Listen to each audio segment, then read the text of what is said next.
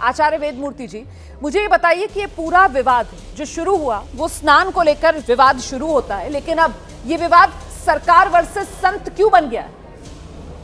बहुत सुंदर आपने बात कही है।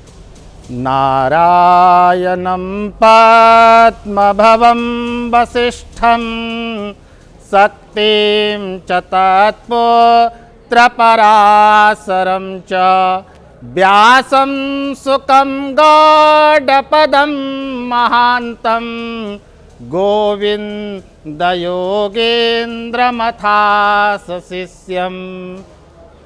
सबको नमो नमः। आपने स्नान का पूछा कि ये स्नान का बखेड़ा है। ये जो घटना घटी वो किस दिन घटी? मौनी अमावस्या को, ठीक है। साल में एक बार मौनी अमावस्या आती है।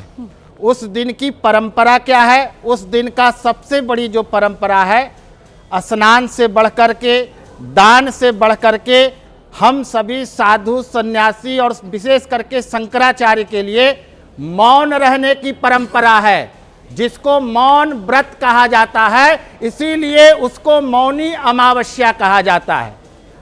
तो सबसे पहले स्नान से भी अगर बड़ा महत्व है उस दिन का, तो मौन रहने का। हमारे यहाँ 4 शंकराचार्य हैं और 4 पीठ है। आप उस दिन और किसी शंकराचार्य का आप कोई भी एक शब्द सुना दें, वो सारे लोग मौन व्रत के लिए गए हैं वहां पे। और जो ये माघ मेले का व्रत है, मैं आपको जरा सा रोकूं? एक सेकंड, नहीं, आप मेरी बात सुनिए जी। 18 जनवरी जिस दिन का आप जिक्र कर रहे हैं, मौनी अमावस्या और माघ मेला, और वहां पर स्नान करने के लिए जब स्वामी अविमुक्तेश्वरानंद जी जा रहे थे, तो उनका भी उस दिन का कोई बयान सामने नहीं आया। एक सेकंड, सवाल ये कि उनको स्नान करने से रोका गया। मेरा सवाल आपसे ये था, शास्त्र में कहा गया अगर उस दिन सन्यासी मौन व्रत को तोड़ते हैं तो ब्रह्म हत्या का पाप लगता है। अगर कोई सन्यासी उस दिन मौन व्रत नहीं करता है, भगवा चोला धारण करके अगर उस दिन बोलता है, तो उसको ब्रह्म हत्या का पाप लगता है। इसलिए कोई भी कारण हो, कोई भी ने पाप कर दिया जी, ब्रह्म हत्या का पाप लगता है। उस दिन बोल, कोई भी परिस्थिति हो, उस दिन मौन व्रत नहीं तोड़ना चाहिए। मैं जवाब देती हूं।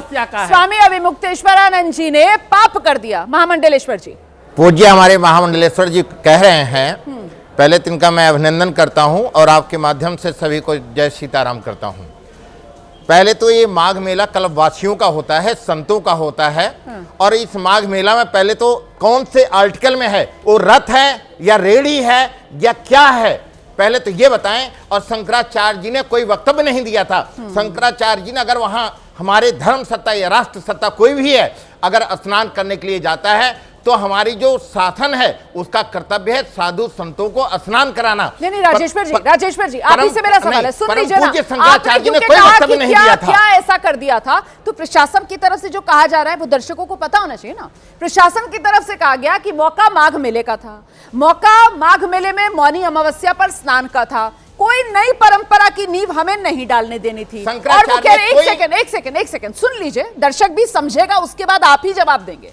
प्रशासन की तरफ से कहा जा रहा है कि ये नई परंपरा की नींव डाल रहे थे, ये पालकी पर सवार होकर स्नान के लिए जा रहे थे, वहां श्रद्धालुओं का हुजूम था, अगर इनको जाने देते तो वहां सुरक्षा के लिहाज से मुश्किल खड़ी हो सकती थी, इसीलिए रोका गया। तो आराम से रुक जाते, ये हटियोग क्यों?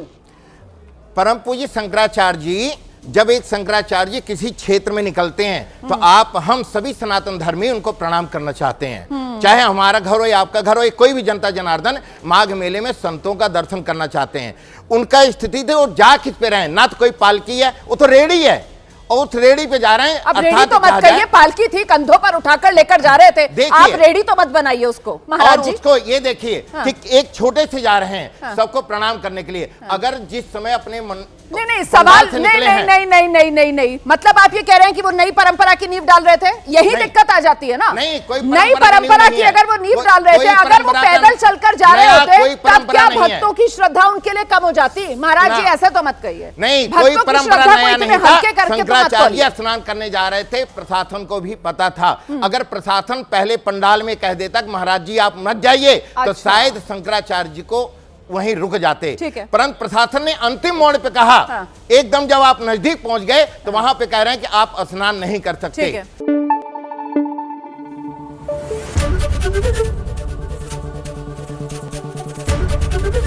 एबीपी न्यूज आपको रखे आगे।